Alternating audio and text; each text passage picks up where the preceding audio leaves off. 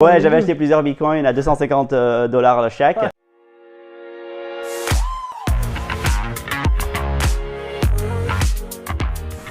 Mathine, enchanté. Première interview sur la chaîne YouTube Thibaut Crypto. Ouais. Donc l'objectif, ça va être tout simplement de discuter un petit peu comme si on discutait autour d'un comptoir. Ouais. Sauf qu'on est dans des canapés plutôt Confortable. assez confortable, exactement.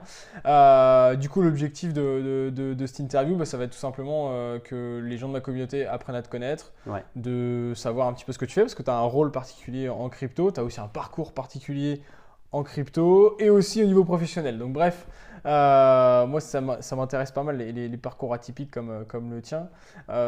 Déjà, est-ce que tu peux déjà simplement te présenter et après on va pouvoir discuter un peu plus longuement. D'accord. Thibaut, merci encore de m'inviter dans ta chaîne YouTube. Je m'appelle Mathine Noblia. Je suis né au Pays Basque, mais j'ai passé la moitié de ma vie aux États-Unis, donc j'ai double citoyenneté. Et maintenant, je suis revenu l'année dernière en septembre pour revenir avec la famille, ma femme et les enfants. Et j'étais un petit peu déçu. Il n'y avait pas beaucoup d'événements crypto dans le Pays Basque, donc il a fallu absolument que j'organise des choses. Ok, et donc c'est de là qu'est venu tout ce qui est meet-up crypto, Voilà, de c'est ce ça, que tu organises. Exact. Ok. Et quand j'étais aux États-Unis, j'avais un restaurant et un café. Et j'ai fait une saison Top Chef aussi en cuisine. Donc je faisais de la compétition, tu vois, de la cuisine. C'est assez cool. J'ai passé 20 ans quand même aux États-Unis, donc Alors tu étais où aux États-Unis à San exactement? Francisco exactement. Ok, donc Ouais. dans la belle Californie, c'est ça? Ouais, c'est vraiment super sympa. J'aime beaucoup, hein. Je suis amoureux de la Californie, on va dire. Mais c'est vrai qu'avec les enfants, c'était un petit peu difficile d'habiter dans San Francisco. Les prix sont très très chers, donc D'accord. quand j'ai découvert les cryptos et qu'on peut faire de l'argent passif, je me suis vraiment intéressé, mes yeux pétillaient, tu vois. Tu m'étonnes. Alors juste pour remettre dans le contexte, ton parcours professionnel en quelques mots justement par rapport à ce départ aux États-Unis, je sais que tu as eu pas mal de choses, est-ce que tu peux nous dire un petit peu tout ça? Bien sûr, je suis parti dans les années 2000, en fait, si tu veux. À la base, je suis chef de cuisine. J'ai fait une formation de cuisine pendant 3 ans ici en France. Et puis, ouais, j'avais un restaurant, j'ai travaillé dans la cuisine pendant au moins 20 ans, tu vois. Donc, c'est mon parcours. Il n'y a que vers la fin, je commençais un peu à en avoir marre de la restauration parce qu'avec les enfants, c'était un petit peu dur. Donc, j'ai changé, j'ai switché à de l'immobilier. Je travaille avec les investisseurs principalement. Et j'aimais bien en fait accompagner les gens à acheter des biens pour faire des rendements aussi en passif, en location. Et donc du coup, c'est là où j'ai rencontré quelqu'un qui m'a fait découvrir la blockchain en fait. D'accord. C'était en quelle année à peu près ça? C'était en 2017, en décembre 2017. D'accord, donc Exactement au moment où tout montait en fait. Et pour t'expliquer un peu comment je suis vraiment arrivé en fait sur les cryptos, en 2012, j'ai acheté des bitcoins sur Coinbase quand il est sorti. Sans vraiment trop savoir, je savais à peu près qu'il y avait une technologie, il y avait quelque chose d'intéressant. Et puis j'ai fini par oublier parce que j'avais vraiment la tête dans le guidon avec les enfants, 3 enfants, tu vois. Et c'est vrai que pendant pas mal de temps, j'ai oublié. Et un jour, en fait, un ami, une ambition, tu vois, et plein de projets, tout ça, il me revoit, il me dit hey, tu connais la blockchain? Et je fais non. Et c'est là où il marche le Bitcoin. Il m'explique et tout ça, et il me dit avec un partenaire, on aimerait bien ouvrir une plateforme d'échange, un peu comme Binance, tu vois. Et donc là, du coup, dans les cryptos, tout ça, ça m'intéressait énormément. Tu vois, moi, je suis entrepreneur, donc ça, c'était quelque chose que je voulais vraiment faire. Et il me dit, ouais, ben, pour investir, viens, il achète des Ethereum, on lui envoie, il est au Canada, le gars qui va faire la plateforme. Et donc, je repars sur Coinbase pour acheter des Ethereum. Et là, mon compte avait fait 120 fois, tu vois. Ah d'accord. Tu avais acheté plusieurs bitcoins à l'époque? Ouais, j'avais acheté plusieurs bitcoins à 250 $ chaque. Ah, Et ok. là, je voyais un compte énorme. Enfin bref, en tout cas, j'ai investi avec cette plateforme-là qui s'est développée, qui faisait des trades, tout ça, puis qui a fini par mettre la clé sous la porte parce que l'équipe n'était pas super au top. Mais pendant cette période-là, justement, je m'étais encore plus intéressé à la blockchain. J'avais commencé à regarder beaucoup de vidéos YouTube, à m'instruire, à lire des livres. J'étais vraiment passionné, tu vois. Je commençais à rejoindre des groupes dans la crypto, tout ça. Donc, j'ai rencontré pas mal de gens très intéressants et je voulais vraiment construire quelque chose. Donc, j'avais commencé à organiser des meet-ups là-bas, à aider les gens à onboarder, tu vois, à acheter des bitcoins, tout ça. Donc, c'est un peu comme ça que je suis arrivé un peu dans le monde de la crypto, tu vois. au début. Ouais. D'accord, donc en gros, tu as fait combien d'années dans la cuisine au final 20 ans, Tu as fait 20 ans en cuisine, tu as fait combien d'années en immobilier 5 ans à peu près, 5 5-6 ans. ans, Ouais. donc c'est rigolo parce que du coup c'est des milieux qui n'ont rien à voir. Donc tu as fait cuisine, immobilier et derrière tout ce qui est technologie, blockchain, crypto. On en parlera dans la suite de l'interview sur maintenant ton rôle, notamment avec Yeldap, la société pour laquelle tu travailles aujourd'hui. Et donc ce qui est assez fou, c'est que tu achètes du Bitcoin en 2012 à 250 $. Je pense que ça va en faire rêver plus d'un en disant ah, moi j'aurais bien voulu faire la même chose. Mais je pense que ceux qui ont fait beaucoup d'argent avec Bitcoin l'ont un peu oublié comme toi. Ouais. Parce qu'en fait, on se rend compte que quand déjà ça a fait x5, x6 un investissement, on a tendance à le revendre, évidemment, c'est logique. Ouais. Là, bon, ça avait explosé à ce moment-là. Et donc, du coup, à partir de ce point de départ, on va dire, en 2017, c'est quoi, du coup, ton parcours crypto jusqu'à aujourd'hui? Les différentes expériences que tu as pu avoir, tu as organisé des meet-up. Est-ce qu'il y a eu d'autres actions? Comment tu t'es formé? Tout ça. Ben, principalement, je me suis formé en lisant des livres, tu vois, en regardant beaucoup de vidéos sur YouTube. Et voilà, vraiment, c'est une formation à moi-même, hein, en fait. Ouais. Vraiment en aimant l'écosystème, je voulais découvrir un peu comment arriver à générer des revenus passifs, principalement. Moi, mon but, c'était de faire de l'argent 24 heures sur 24, tu vois. Okay. Je ne veux pas échanger mon temps pour de l'argent. Je ne l'ai jamais fait. J'ai toujours été entrepreneur, si tu veux. Donc, pour moi, il fallait que je trouve une façon. J'aime beaucoup la technologie Bitcoin, blockchain, parce que ça te permet d'avoir une liberté, si tu veux, souveraineté et tout ça. Et aussi choisir, tu peux envoyer de l'argent, des Bitcoins à qui tu veux, tout ça. Je trouve cette indépendance assez intéressante. Et puis, quand la DeFi est arrivée en 2020, de suite, j'avais investi avec Yeldap. Ouais. En 2020, parce que pour moi, faire du 20% sur les stables, c'était énorme, quoi. Donc, du coup, j'avais investi pas mal. Et ce qui m'a permis d'atteindre un peu une indépendance financière à ce niveau-là. Et on avait décidé justement de revenir l'année dernière en France pour passer un peu de temps avec la famille, tu vois, en France, pour aussi donner l'éducation aux enfants françaises. Ouais. La culture française, tout ça, tu vois. D'accord. Tes enfants, ils ont quel âge? 9, 7 et 5. Ah oui, petits, donc ils sont encore jeunes. Ils sont rapprochés, ils sont petits, tu vois, donc ça demande beaucoup de temps et d'attention. Ouais, c'est intéressant dans la logique de se dire, je pense que beaucoup aimeraient faire ça, c'est-à-dire j'ai des revenus passifs, j'ai fait des investissements qui me permettent aujourd'hui de vivre de ces investissements en grande partie, et donc du coup derrière ça me permet d'élever mes enfants comme je l'entends. Voilà, c'était ça ton objectif. Ben ouais, ce que je trouve c'est que l'avantage de faire des revenus passifs, c'est qu'en fait il n'y a pas vraiment de plafond. Oui, c'est vrai. Tu n'as pas de limite. Quand tu travailles dans un job, tu as une limite de 8 heures, tu vois. Et là, tu n'as vraiment pas de limite. Tu peux continuer toujours à augmenter. Tu as les intérêts cumulés. Enfin, donc, j'ai pas mal investi dans l'immobilier aussi aux US et principalement aux US. Donc là, tu as toujours des biens immobiliers aux US, par exemple? Ouais. D'accord. Ouais. Okay. Heureusement, d'ailleurs, quand le marché est un peu volatile dans la crypto, c'est bien parce que l'immobilier permet de continuer à générer des revenus passifs. Ça reste plus stable. Et quand je suis revenu en France, j'ai aussi, en consulting, j'ai aussi aidé un ami sur un projet qui s'appelle homecap.io, qui est un projet immobilier tokenisé sur un projet en Martinique, parce que voilà, c'est un ami qui a un terrain en Martinique, qui a beaucoup de connaissances dans l'immobilier, mais il ne savait pas comment arriver à vendre son projet. Il ne voulait pas les vendre individuellement. Et moi, je lui ai dit pourquoi on ne le fractionnise pas sur la blockchain, et les gens achètent et ils reçoivent des NFT et derrière, ils font du rendement mensuel. Ok, d'accord. Donc, je comprends le… Tu comprends? J'avais quelques éléments, mais je n'avais pas le cheminement complet. Donc, exactement. Là, c'est d'accord, ok. Et donc, si on revient sur Yeldap, puisque ça va être aussi l'objet de cette vidéo, l'objectif, c'est que donc, à la base, tu étais client. Simple client, en fait. Simple client, exactement. En te disant, j'ai de l'argent, j'aimerais bien le faire fructifier, mais j'ai pas envie de trop prendre de risques à faire du trading et des choses comme ça. Je veux le garder en stablecoin pour que justement, ça garde la valeur. Et donc, je choisis Yeldap. Sauf qu'à la suite de ça, tu deviens plus qu'un client en fait. Voilà, c'est ça, oui. Depuis le début, en fait, dès que j'en ai entendu parler, je pense par des youtubeurs, tout ça, ils en parlaient. Et du coup, de suite, ça m'a intéressé. J'avais pas mal d'Ethereum et de Bitcoin. Parce qu'en fait, je voulais faire des nœuds, tu vois, 32 nœuds. Donc, j'en avais acheté pas mal. Et du coup, voilà, je me suis dit, tiens, je vais les faire travailler, continuer, tu vois, à faire du rendement. J'ai utilisé YieldApp et j'ai bien aimé parce qu'ils diversifient leurs projets sur 40 projets, tu vois, donc c'est vraiment pour minimiser les risques. Le total AUM, tu vois, il est vraiment divisé à 2% sur chaque projet. Pour si jamais il y a un projet qui disparaîtrait, ça ne va pas se casser la gueule.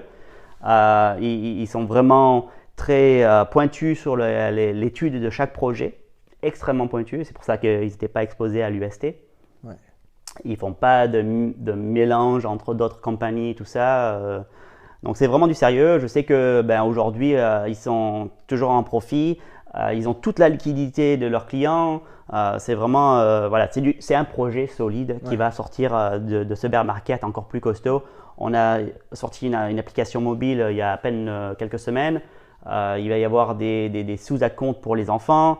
Il va y avoir la possibilité de mettre des adresses en whitelist. Comme ça, il n'y a même pas besoin de, tu vois, c'est ton adresse. Enfin, ils vont faire plein de choses qui vont vraiment améliorer. Et moi, avec YieldApp, je suis QI, Qualified Introducer.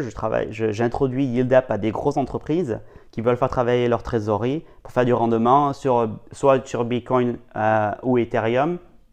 On est à peu près à 7% quand même, c'est annuel, c'est pas mal. Et sur les stables, on est à 10% en ce moment parce qu'on est dans un bear market. Il y a des projets qui font moins de rendement aujourd'hui.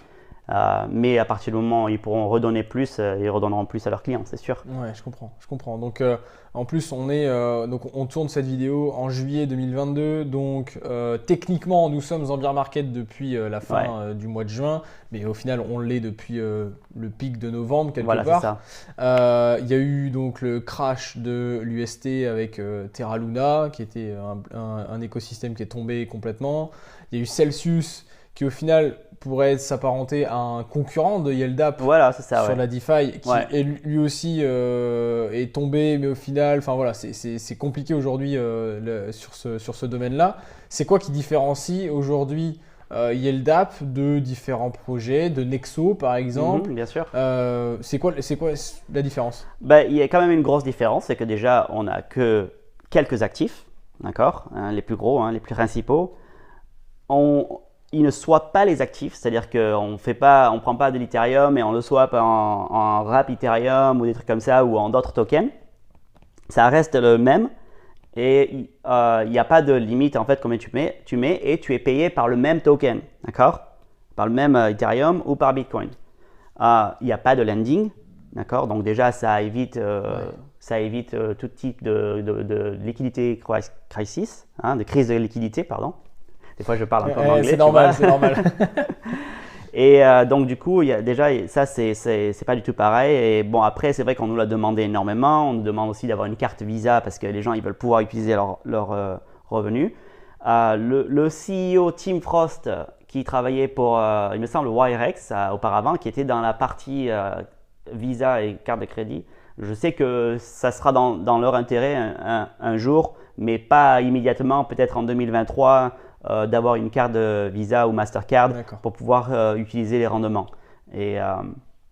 Mais c'est vrai que comme nous, on n'a pas touché à UST, on n'a pas eu ces problèmes-là de liquidité. Mais par contre, le monde de la CeFi, comme tu le sais, c'est que tout le monde s'est pris une grosse claque. Et c'est vrai que même si Celsius ont bloqué par exemple, quand ils ont bloqué leur les retraits. withdraw, tu sais, les retraits. Par exemple, dans l'heure qui a suivi, on a eu par exemple 30 millions de demandes de retrait chez nous, par exemple. Dans l'heure qui a suivi 30 millions de demandes ou 30 millions de dollars 30 millions de dollars. Ah oui, forcément, ouais. Et en peine de 3 heures, on a pu tout approuver, tout sortir. D'accord. Okay. On n'a pas de problème de liquidité. Et donc ça, c'est vraiment important. Et tout est transparent. On a une page stats aussi pour pouvoir montrer aux gens tout ce qu'il y a dans notre écosystème. Donc du coup, YieldApp, si on revient par rapport à simple utilisateur, je suis simple utilisateur, j'ai 10 000 € à mettre sur YieldApp. Comment ça fonctionne? Voilà, donc c'est vraiment extrêmement simple. Une fois que tu ouvres un compte, tu fais un KYC, tu mets tes informations, tout ça, Know Your Customers. Et ensuite, tu as une adresse Ethereum au Bitcoin.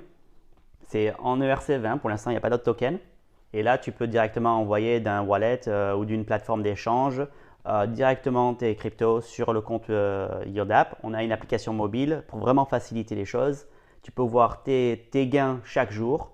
Une fois qu'ils arrivent sur le wallet, tu as juste à cliquer sur gagner pour qu'ils soient investis. Et à partir du moment où ils sont investis, c'est par période de 24 heures. Toutes les 24 heures, boum, tu as les intérêts. Il te dit exactement, tu as un petit un cahier qui te dit exactement combien tu as fait chaque jour, suivant le nombre de cryptos que tu as. Donc c'est vraiment simple et on peut les ressortir tous les jours comme on veut.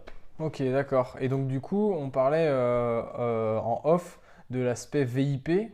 Parce que du coup, il y a des choses où tu peux aller chercher en VIP quand tu mets un peu plus en termes de montant qui sont un peu plus intéressants, c'est ça? Alors, tu parles des YLD tokens. Ouais, c'est ça, exact. Voilà, alors en fait, il y a 5 tiers de niveau. Tu as bronze, silver, gold et diamant. Et suivant le nombre de tokens que tu as acheté de YLD, si tu as le VIP, c'est 20 000 YLD. Et quand tu as 20 000 YLD, tu as le droit de faire 3 retraits par mois gratuitement dans la blockchain Ethereum. Donc c'est quand même assez cool. Si tu veux sortir des gros montants, tout ça, ça ne te coûte rien. Tu as plein d'autres avantages. Sur Discord, on a aussi un canal VIP pour les diamants. Il y aura plein d'avantages comme ça qui vont arriver aussi au fur et à mesure. Ok, d'accord. Donc un écosystème qui est plutôt très sympa. Ouais.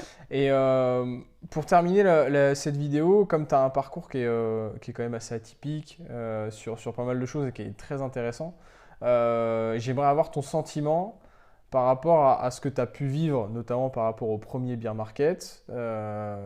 Et sur la suite, comment toi tu vois l'évolution de la crypto sur les années 2025-2030, sur la décennie qu'on a à peine commencé et qui va se terminer dans 8 ans. Ouais, donc du coup, j'ai fait déjà un bear market. Et mon premier bear market, Ça pique. ça piquait. En plus, j'avais fait aussi début de l'emprunt sur Nexo.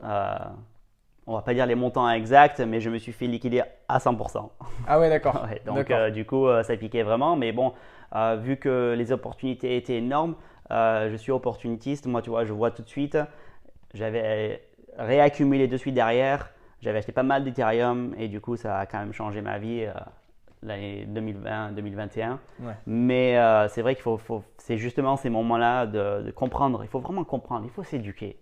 Les gens, ils sont pas éduqués et je veux pas dire de non, mais tu vois, je reçois souvent des gens qui me disent, mais là, en ce moment, c'est pas le moment d'acheter, c'est trop descendu. Je reviendrai quand le Bitcoin il repassera ses 60 000. Et je fais, mais c'est le contraire, c'est maintenant qu'il faut s'instruire, c'est maintenant qu'il faut. C'est in bear market we build, c'est in bear market we learn. Tu vois, c'est maintenant qu'on apprend, c'est maintenant qu'on construit. Donc voilà, je fais de l'éducation aussi, Bitcoin et blockchain pour les débutants, intermédiaires aussi, vraiment pour leur expliquer comment acheter des cryptos et les faire travailler ou pas s'ils veulent, suivant chacun. Ouais. Mais c'est vraiment important d'avoir cette éducation. Tu fais ça dans le Pays Basque, c'est ça? Voilà, c'est en présentiel. Ouais, c'est ça, pour que ça soit qu'il y ait un lien important. Et donc du coup, sur la suite, qu'est-ce que tu vois sur la suite? On va sortir un petit peu la boule de cristal. Ouais. Qu'est-ce que tu vois sur la suite des prochaines années? Pour moi, tu vois, je pars du principe que franchement, c'est une technologie assez nouvelle. Et à partir du moment, on voit bien qu'en France, par rapport aux États-Unis, tu vois, la régulation, elle n'est pas encore mise en place. Donc, il y a quand même beaucoup de freins, on va dire, sur les grosses entreprises. On a du mal à avoir des licences. Par exemple, aux États-Unis, tu as plus de 80 000 machines à retirer des bitcoins, par exemple, ouais. dans les US entiers. Il y a vraiment c'est vachement plus avancé, on va dire, sur le monde de la crypto par rapport à en France, tu vois. Je suis assez déçu, on va dire, mais j'essaie de démocratiser tout ça. Mais je pense que c'est parce il y a un frein, parce qu'il y a les licences, on ne sait pas trop exactement quelle est la régulation. Et à partir du moment où ce sera un peu plus clair, peut-être que ça reviendra. Et je pars vraiment du principe du cycle de Bitcoin, tu vois, des 4 ans. À partir du moment où il y a le halving, tu vois, les gens reviennent dans le marché, les gens réinvestissent, tout le monde en parle, les réseaux sociaux, tout ça. Et à partir de ce moment-là, tu vois, toutes les cryptos reprennent un peu de peps. Ouais. Et je pense qu'à partir de 2024, tout ça, les gens vont revenir. Il y aura plein de choses qui auront été construites, de nouveaux trucs. On est sur une trajectoire NFT, métaverse, je pense qu'il peut être assez énorme, qui peut aider plein de gens qui sont non crypto à revenir dans l'écosystème, justement. Et dans le prochain cycle, il y aura des nouveaux trucs que même toi et moi, on ne sait pas, quoi. C'est vraiment… Il y a des projets qui vont venir qui vont être vraiment énormes. Donc, bon, c'est pas une nouvelle, mais tu es bullish sur la suite des cryptos. En fait, si je résume un petit peu, pour toi, il y a une nécessité de cadre réglementaire, notamment en Europe, et de démocratisation, médiatisation, pour qu'ensuite, le processus d'adoption massive, il explose et que ça soit vraiment d'un côté exponentiel, si j'ai bien compris, c'est ça? Oui, c'est ça. Ouais. Je pense que là, ici, c'est nécessaire en Europe parce qu'ils ne savent pas encore trop quelle direction prendre, en fait. Ouais. Et les cryptos et les NFT, comment c'est taxé, c'est différent. Enfin, c'est pas exactement la même chose, tu vois. Ouais. Non, mais c'est clair. C'est un peu difficile de… Donc, voilà. Et alors, par contre, Matin, ce qui est super intéressant, c'est que tes moteurs, notamment dans le Pays Basque, pour créer des organisations, des événements. Est-ce que tu peux nous en parler? Moi, je sais que j'ai déjà participé à plusieurs de tes meet-up. À chaque fois, on est une petite quinzaine, vingtaine, donc c'est très très sympa, ouvert à tous en plus. Est-ce que tu peux un petit peu parler de tout ça? Oui, bien sûr. Donc, sur meetup.com, on organise des rendez-vous crypto, NFT, métaverse, tout ça autour des discussions diverses. On a fait sur l'immobilier, on a fait sur les NFT. Le prochain, ça sera sur l'écologie, comment la blockchain peut améliorer l'écologie, hein, parce qu'il y a beaucoup de gens qui ont des idées différentes, tu vois. Et donc, du coup, voilà, j'organise ça chaque mois, une fois par mois. Et donc, merci de venir à chaque fois et d'être présent, ça fait plaisir. Aussi, il ne faut pas oublier que cet été, il y aura la Surfing Bitcoin le 25, 26 et 27 à Biarritz, au casino de Biarritz. Ça, c'est vraiment un événement énorme. Je recommande à tout le monde de venir. Tu n'es pas du tout dans l'équipe, mais comme tu as participé comme moi l'année dernière, tu te dis c'est énorme. C'est vraiment énorme. Et donc, on profite justement de ces 3 jours qui sont organisés par l'équipe de Stackinsat pour organiser NFT Biarritz avec Franck Dupont sur OpenGem. Ouais. Comment créer des NFT, comment les utiliser. Donc, il y aura vraiment une journée entière dédiée aux NFT. Le 24. Et le 24 au soir, il y aura DeFi France aussi, quelques heures de conférence. Et ensuite, on aura une rooftop party. Donc, vraiment, n'hésitez pas à venir vers moi, à m'envoyer un message sur LinkedIn pour les détails. Ça ne me dérangerait pas d'avoir plein de monde. Bah ouais, non, mais tu m'étonnes. Donc, c'est vrai que tu le précises, mais on peut te contacter essentiellement sur LinkedIn, c'est ça? Oui, sur LinkedIn, c'est le mieux. Oui, après… par email aussi, mais… Et puis je mettrai en description de la vidéo directement ton profil LinkedIn, comme ça les gens pourront te trouver beaucoup plus facilement. Bien sûr. Ok. Bah écoute, Mathilde, je te remercie vraiment de cette interview qui était très sympathique. En plus, on était bien installés pendant cette interview. Je ne sais pas si tu as, pour terminer, un conseil à donner à quelqu'un qui va peut-être débuter la crypto dans ce type de période-là. Qu'est-ce que tu lui dirais? Si quelqu'un voudrait commencer, vraiment s'éduquer. C'est vraiment le moment de profiter justement. Il y a le temps, il ne faut pas se presser. On ne fait pas de FOMO. On a le temps de rentrer dans le marché, de lire des livres, d'apprendre peut-être sur un sujet particulier qui t'intéresse. NFT, métaverse. Je pense qu'il faut aussi savoir qu'il y a une grosse demande sur le monde de la blockchain au niveau travail. Ouais. Je vais dire que on est au début là, il n'y a pas assez de développeurs. Donc moi j'envoie sur LinkedIn des quantités énormes de demandes de travail dans le monde de la blockchain. Donc le Web3, c'est vraiment l'endroit où il faut se former aujourd'hui. On est au début et pendant cette période de bear market, c'est vraiment le moment de le faire. Yes, en gros, formez-vous. Peu importe le domaine, mais formez-vous sur tout ça.